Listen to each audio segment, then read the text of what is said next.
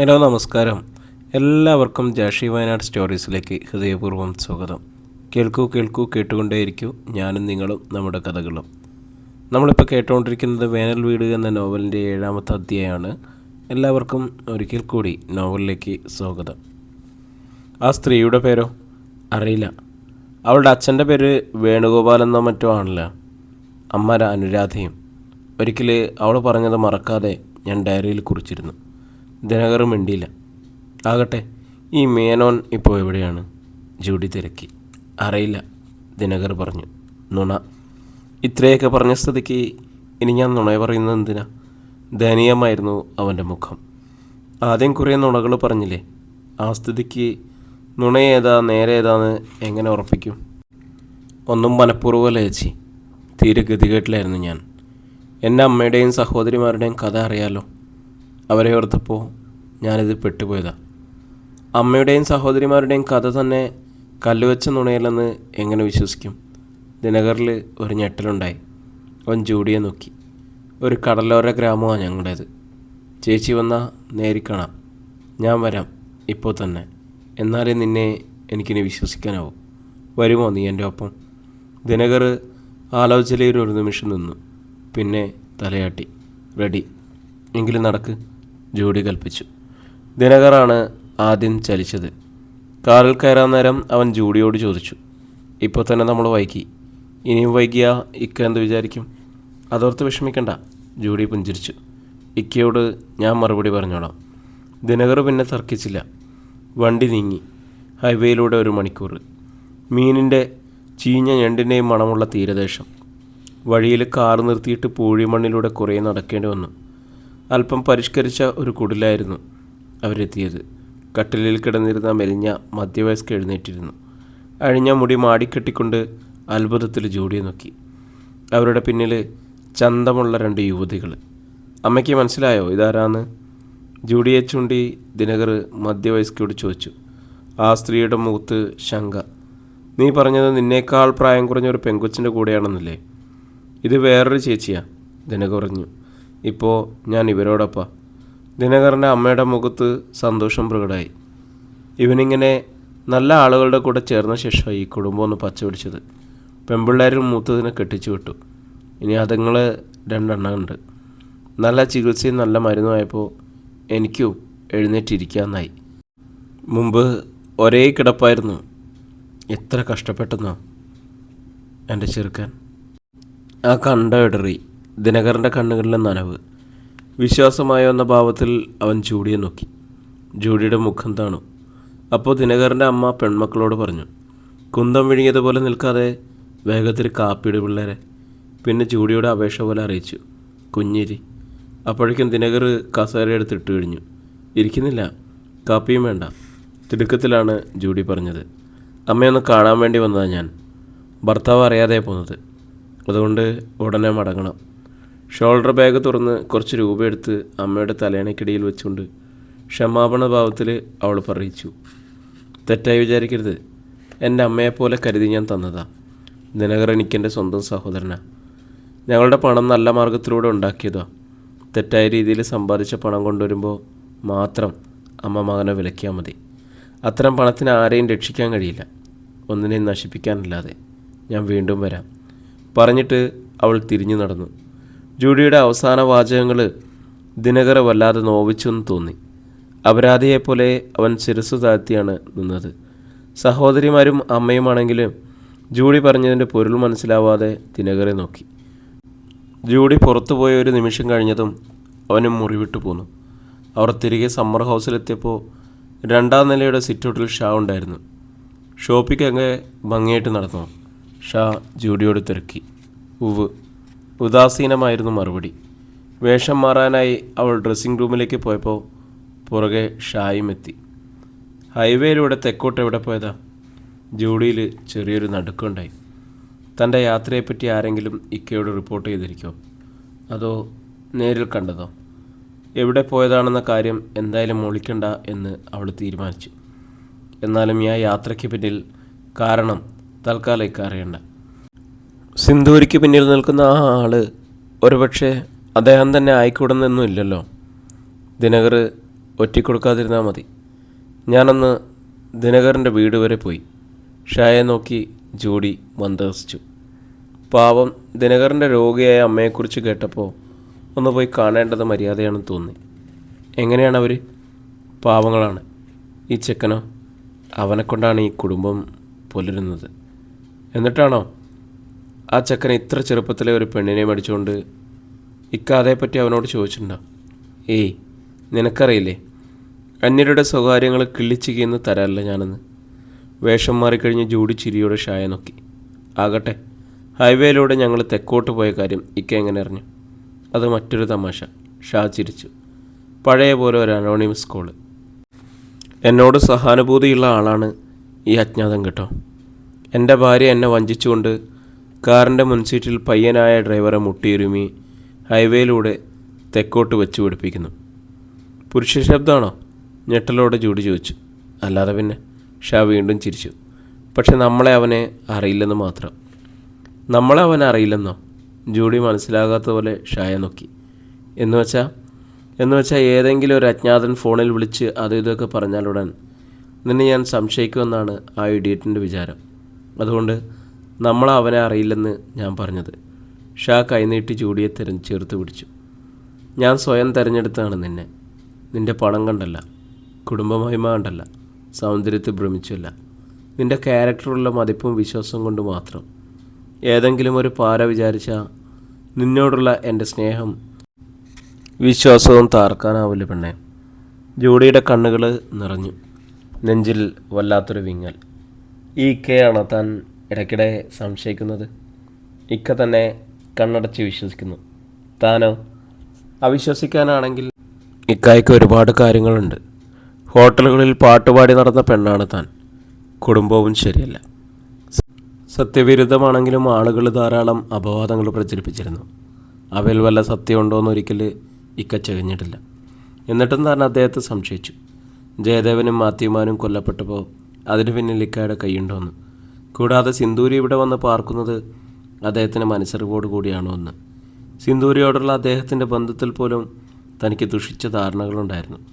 രണ്ടുപേർക്ക് ഒരേ കയ്യിൽ 6 വിരലുകളുള്ളതുകൊണ്ട് തന്നിൽ പല ദുസ്സന്ദേഹങ്ങളും സൃഷ്ടിച്ചിരുന്നു. തീർത്തും അബദ്ധവും അത്. കയ്യിലെയും കാലിലെയും വിരലുകൾക്ക് എണ്ണ വ്യത്യാസമുള്ള കുറേയേറെ ആളുകൾ ഈ ഭൂമിയിലുണ്ട്. അത്തരം അംഗവൈകല്യം സംഭവിച്ച 2 പേര് ഒരു പ്രത്യേക സാഹചര്യത്തിൽ തികച്ചും യാദൃച്ഛികമായി ഇവിടെ ഒന്നിച്ചു ചേർന്നു. അത്രമാത്രം. സിന്ദൂരിയുടെ ഉദ്ദേശങ്ങൾ ദുരൂഹവും ദുഷ്പ്രേരിതവുമാണെന്ന് വ്യക്തം. എന്നുവെച്ച് ഇക്കത് അറിഞ്ഞിരിക്കണം എന്നില്ലല്ലോ. അതിൻ്റെ പിന്നണി പ്രവർത്തകനായിരിക്കണമെന്നും ഇല്ലല്ലോ. ഇക്ക, ഏങ്ങലടിച്ചുകൊണ്ട് ജൂഡി ഷായുടെ നെഞ്ചിലേക്ക് മുഖമണിച്ചു. എനിക്ക് സ്നേഹം മാത്രം മതി. അതിലധികമൊന്നും പറയാൻ അവൾക്ക് കഴിഞ്ഞില്ല. ജൂഡി, ഷാ ഭാര്യയുടെ താടി പിടിച്ചു ഉയർത്തി. ഞാനൊരു തണുപ്പൻ ഭർത്താവാണെന്ന് നിനക്ക് തോന്നുന്നുണ്ടാവും. ശരിയാണ്. പക്ഷെ ഞാൻ ജീവിക്കുന്നത് നിനക്കും നമ്മുടെ മോൾക്കും വേണ്ടി മാത്രമാണ്. എനിക്കറിയാം. ജൂഡിയുടെ ഏങ്ങലുകൾക്ക് ശക്തി കൂടി. ഷായുടെ സ്നേഹോഷ്മളത അനുഭവിക്കുന്ന നിമിഷങ്ങളിലൊന്നും അവൾക്ക് അല്പവും ശങ്ക തോന്നാറില്ല. എന്നാൽ തനിച്ചാകുന്നതോടെ ദുശ്ചിന്തകൾ നാഞ്ഞൂലുകളായി ഉള്ളിലൂടെ നുളയാൻ തുടങ്ങും. ഇതോടെ മനസ്സസ്വസ്ഥമാകും. ഇക്കയുടെ ഈ സ്നേഹം അഭിനയമാണോ? അതിനു പിന്നിൽ എന്തെങ്കിലും ചതിയുണ്ടോ? ഭാര്യയെ സ്നേഹം കൊണ്ട് മൂടുന്ന ഭർത്താവ്. എല്ലാ കാര്യത്തിലും 101% വിശ്വാസം. കറുത്തൊരു വാക്ക് ഉരിയായിട്ടില്ല. യാതൊരു ദുശീലങ്ങളുമില്ല. ഒരു പുരുഷനും ഇങ്ങനെ ആയിരിക്കാൻ കഴിയുമോ? ജൂഡി കണ്ടിട്ടുള്ളത് ഇരുകാലി മൃഗങ്ങളെയാണ്. ഏത് സമയത്തും സൂക്ഷിക്കണം. ഇല്ലെങ്കിൽ ഞെരടിപ്പിഴിഞ്ഞ് ചണ്ടയാക്കി നരകത്തിലേക്ക് വലിച്ചെറിഞ്ഞു കളയും. സിന്ദൂരി എന്ന പെണ്ണ് ഈ വീട്ടിനുള്ളിലേക്ക് കാലെടുത്ത് വെച്ചതോടെ സംശയങ്ങൾ ഭീതിയായി. ദിനകരോടൊപ്പം താൻ കാറിൽ ഹൈവേയിലൂടെ തെക്കോട്ട് വെച്ച് പിടിക്കുന്നത് കണ്ടുവന്ന് ആരോ അജ്ഞാതൻ ഫോൺ ചെയ്തു പോലും. സുന്ദരിയാവുമെന്നാണ് ആദ്യം കരുതിയത്. ഒന്നുകിൽ നേരിട്ട് എന്ന് പരാതിപ്പെട്ടു. അതിനുള്ള അടുപ്പം അവർ തമ്മിലുണ്ടാവാം. ഇല്ലെങ്കിൽ അനോണിമസ് ആയിട്ട് ഫോൺ ചെയ്തു. പക്ഷേ ഇക്ക പറയുന്നത് പുരുഷ ശബ്ദമായിരുന്നു എന്നാണ്. അങ്ങനെയെങ്കിൽ ദിനകരെ കൂടാതെ സിന്ദൂരിക്ക് വേറെയും ചങ്ങാതിമാരുണ്ട്. ഒരുപക്ഷെ കൂടുതൽ കരുത്തന്മാർ. അതോ അജ്ഞാതൻ ഫോൺ ചെയ്തതായി ഇക്ക പറയുന്നത് കളവായിരിക്കുമോ? ഇക്ക തന്നെ തങ്ങളെ രഹസ്യമായിട്ട് ശ്രദ്ധിച്ചിരിക്കാം. എന്തോ ഇക്കയുടെ മുഖം കാണുമ്പോൾ സംശയിക്കാനും വയ്യ. ജോഡിക്ക് നെഞ്ച് പുകയുന്നത് പോലെ തോന്നി. എത്താ കയത്തിൽ വീണ അനുഭവം. ആരെയും വിശ്വസിക്കാൻ വയ്യാതായിരിക്കുന്നു. സന്ധ്യയ്ക്ക് മോളോടൊപ്പം ജൂഡി ഗാർഡനിൽ ചുറ്റുമ്പോൾ സിന്ദൂരി പമ്മി അരികിലെത്തി. നീലുവിനെ കണ്ട് അവഗണിക്കാൻ പറ്റാതെ വന്നതാണെന്ന് മനസ്സിലായി. നീലുവിനോട് അവൾക്ക് എന്തോ പ്രത്യേക സ്നേഹമുണ്ട്. അതിൽ കാപട്യത്തിൻ്റെ ലക്ഷണം കാണാനുണ്ടായിരുന്നില്ല. എന്നാലും ജൂഡിക്ക് വിശ്വാസമില്ലായിരുന്നു.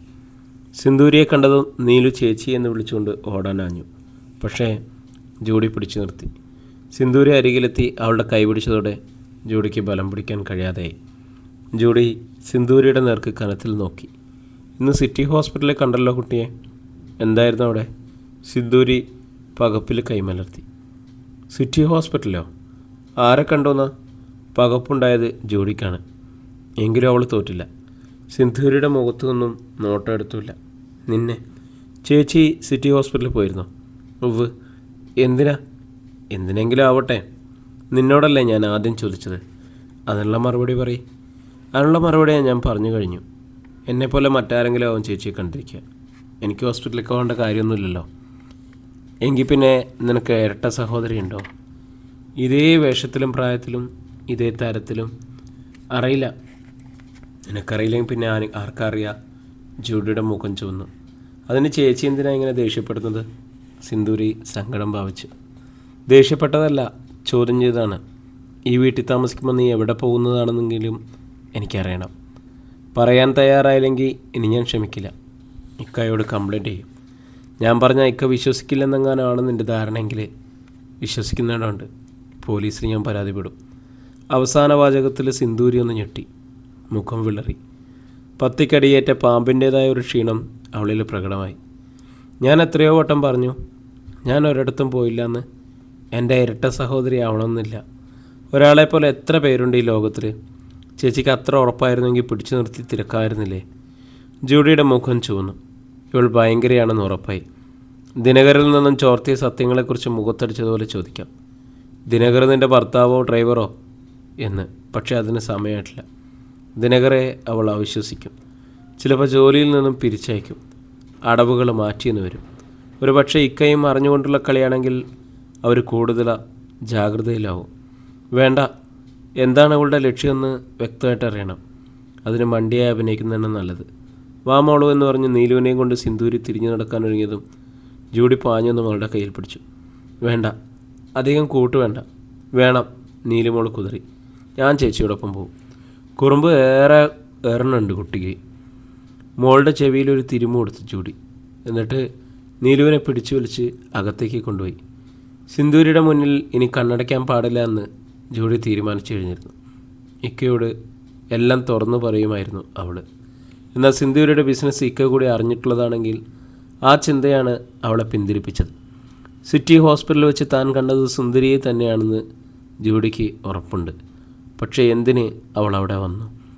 തന്നെ പിന്തുടർന്നെത്തിയതോ അതോ സ്വന്തം ആവശ്യത്തിനായിട്ട് വന്നതോ? ആലോചനക്കിടയിലാണ് സിറ്റി ഹോസ്പിറ്റലിൽ ഹെഡ് നേഴ്സായി ജോലി ചെയ്യുന്ന അകന്ന ബന്ധുവായ മേരി ചേച്ചിയെക്കുറിച്ച് ജൂഡിക്ക് ഓർമ്മ വന്നത്. ആൻ്റെയെ കാണാൻ ചെന്നപ്പോൾ മേരിയുടെ സഹായത്തെക്കുറിച്ച് അവർ പറയുകയും ചെയ്തതാണ്. അപ്പോൾ തന്നെ ജൂഡി ഹോസ്പിറ്റലിലേക്ക് ഫോൺ ചെയ്തു. ഭാഗ്യത്തിന് ചേച്ചിയെ നേരിൽ കിട്ടി. ചേച്ചിയോട് എനിക്ക് പ്രധാനപ്പെട്ട ചില കാര്യങ്ങൾ സംസാരിക്കാനുണ്ട്. ചേച്ചിക്കറിയാലോ, മിക്കയുടെ പേരിൽ കേസ് മറ്റും, അതിനിടയിൽ മറ്റു ചില തലവേദനകളും. ചേച്ചിയിൽ നിന്നും എനിക്കൊരു ചെറിയ സഹായം ആവശ്യമുണ്ട്. നിങ്ങളുടെ ഹോസ്പിറ്റലിൽ കാർഡിയോളജി വിഭാഗം തലവൻ ഡോക്ടർ കുര്യൻ ഫിലിപ്പിനെ അറിയോ ചേച്ചിക്ക്? അറിയോന്നോ? ഞാൻ കാർഡിയോളജിയിലാണ്.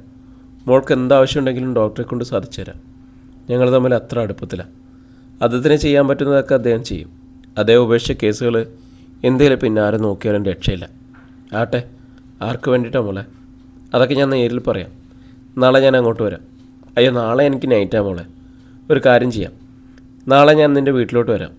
ഇതുവരെ അവിടെ വരാനൊന്നും എനിക്ക് കഴിഞ്ഞിട്ടില്ല. എങ്കിലങ്ങനെ നാളെ ഞങ്ങൾക്ക് ചേച്ചിയെ കാത്തിരിക്കും. ശരി മോളെ. മേരി ചേച്ചിയാണ് ആദ്യം ഫോൺ വെച്ചത്.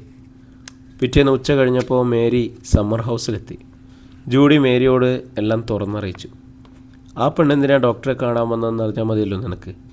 അത് ചേച്ചി അറിഞ്ഞോളാം. കൂടെ വരാറുള്ളവളാണെങ്കിൽ കണ്ടാൽ എനിക്ക് മനസ്സിലാവും. എന്താ അവളുടെ പേരെന്നാണ് പറഞ്ഞത്? സിന്ദൂരി.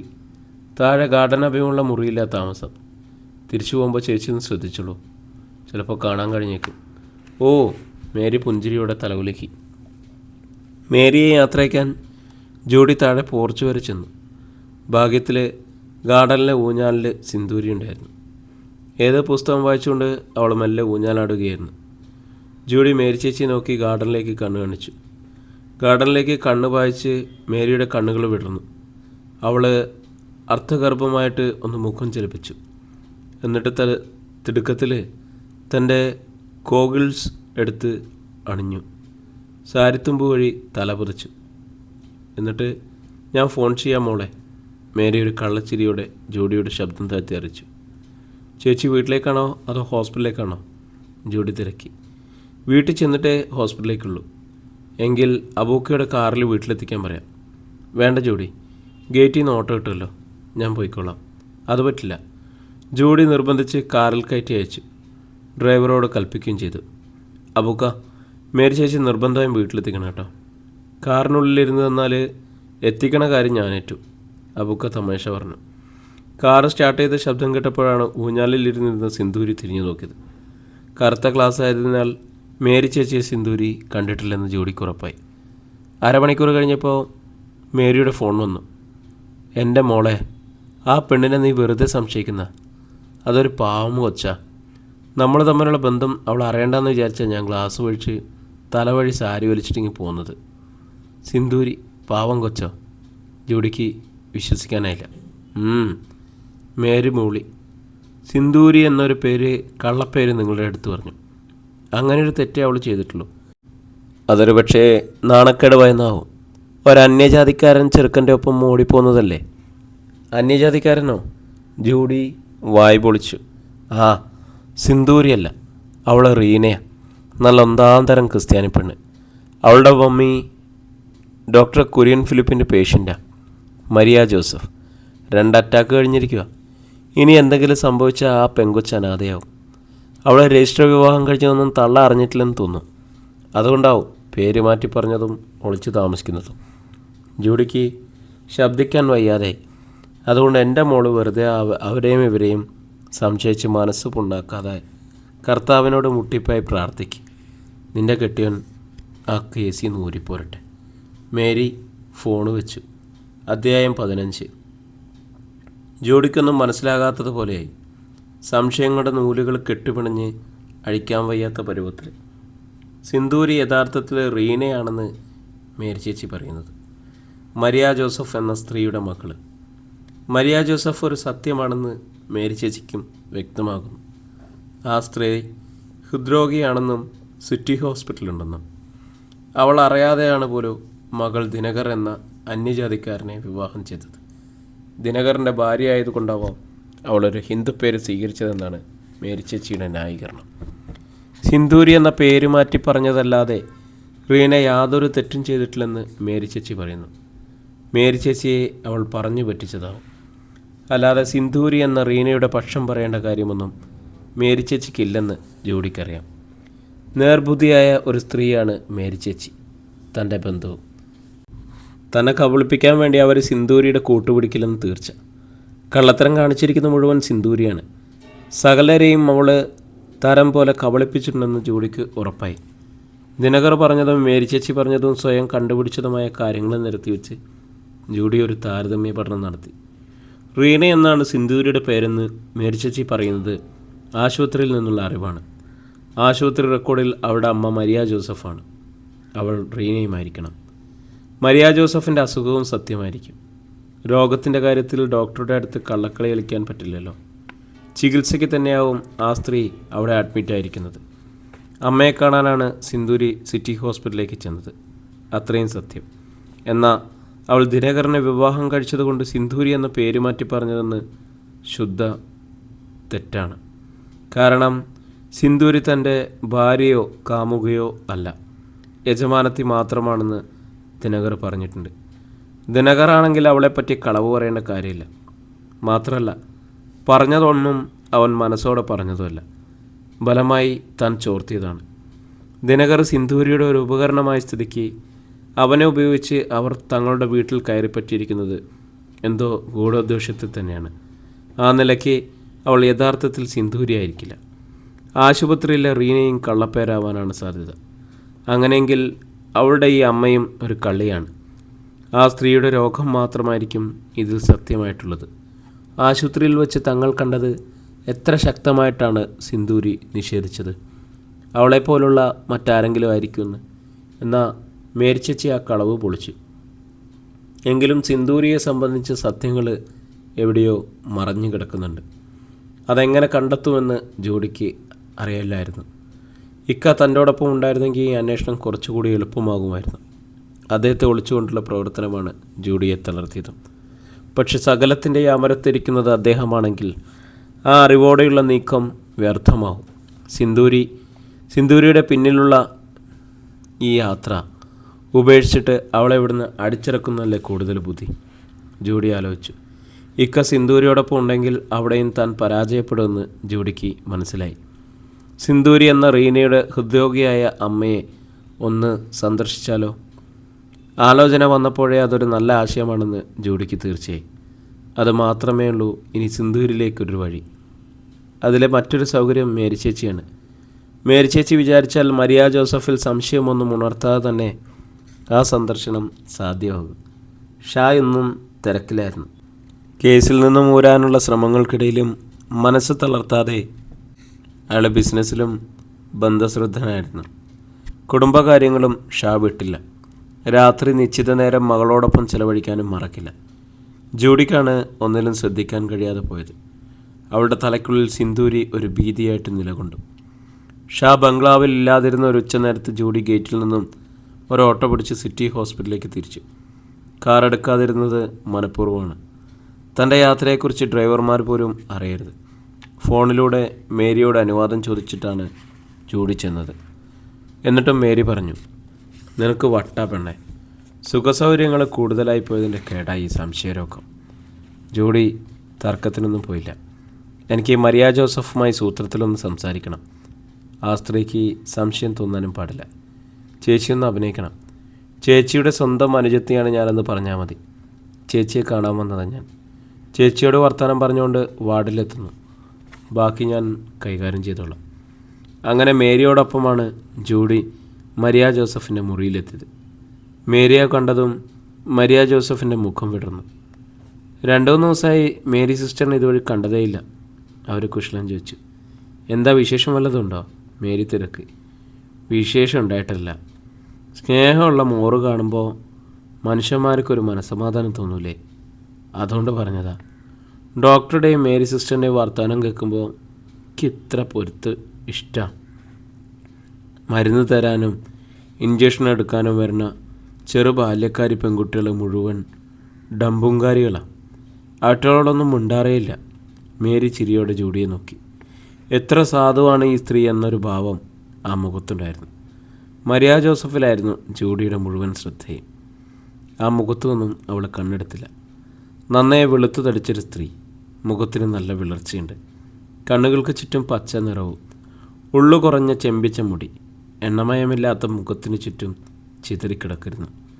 വില കൂടിയ വിദേശി പോളിസ്റ്റർ സാരിയാണ് അവർ ധരിച്ചിരിക്കുന്നത്. ഇടയ്ക്കിടെ അതിൻ്റെ തുമ്പുയർത്ത് ശിരസ് പുതയ്ക്കും. അടുത്ത നിമിഷം അത് താഴേക്ക് ഊർന്നു വീഴുകയും ചെയ്യും. 50-ലധികം പ്രായം തോന്നില്ല. പക്ഷേ കണ്ണുകളിൽ വേദനയുടെ നിഴൽപ്പാടുകളുണ്ട്. ക്ഷീണിച്ച പുഞ്ചിരിക്ക് വല്ലാത്തൊരു വശ്യതയും. ഒരിക്കൽ അവർ ഒരു അപൂർവ സുന്ദരിയായിരുന്നു എന്നതിൻ്റെ അടയാളങ്ങളുമുണ്ട്. ആ ലക്ഷണമൊത്ത മൂക്ക് ശ്രദ്ധയാണ്. സംസാര ഭാഷ വിദ്യാഭ്യാസത്തിൻ്റെയും അഭാവം വ്യക്തമാക്കുന്നുണ്ടെങ്കിലും ഇടയ്ക്കിടെ അവർ വികലമായി ഇംഗ്ലീഷ് പദങ്ങൾ പ്രയോഗിക്കാനും മടിക്കുന്നില്ല. എന്നാൽ രൂപത്തിലും ചലനങ്ങളിലും ഒരാഢ്യത്വമുണ്ട്. സിന്ദൂരിയുമായുള്ള ആ സ്ത്രീയുടെ സാമ്യമാണ് ജൂഡി അളന്നത്. അവർ സിന്ദൂരിയുടെ അമ്മ തന്നെയോ, അതോ ദിനകരനെ പോലെ ഒരു വാടക ഉപകരണമോ? സിന്ദൂരിയുടേത് നല്ല ചുവന്ന നിറമാണ്. സ്വർണത്തിൽ സിന്ദൂരി ചാലിച്ച നിറം. മുടിയാണെങ്കിൽ നീലയും കറുപ്പും ചേർന്ന സമൃദ്ധം.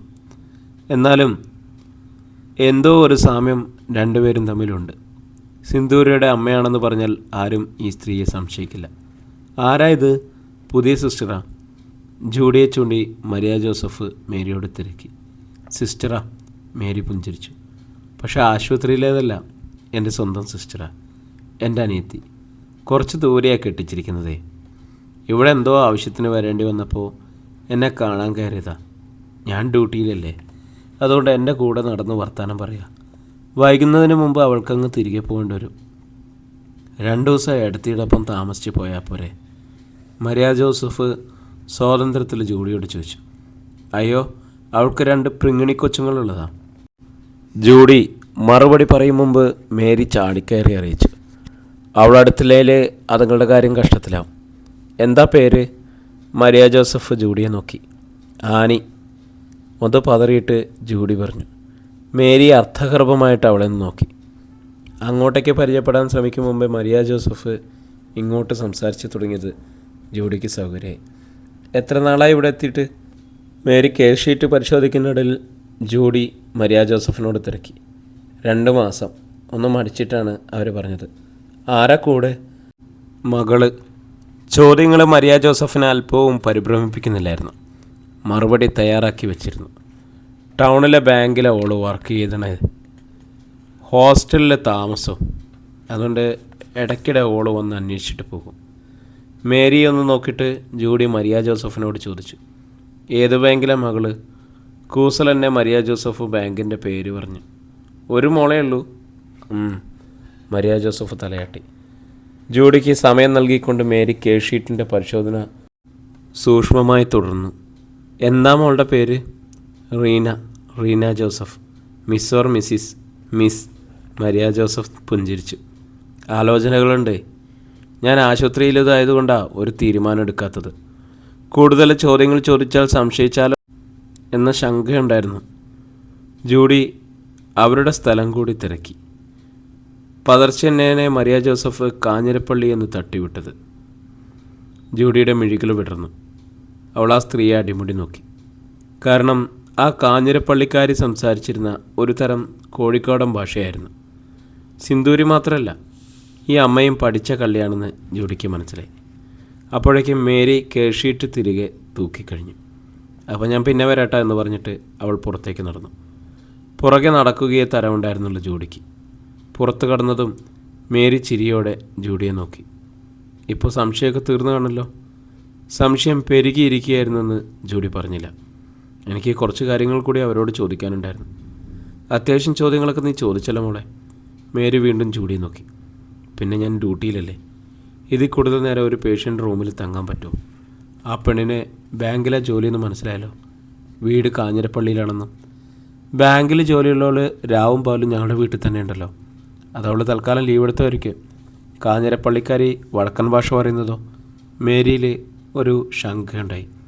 അവരാലോചനയിൽ നിന്നു. വടക്കൻ ഭാഷയാണോ അവർ പറയുന്നത്?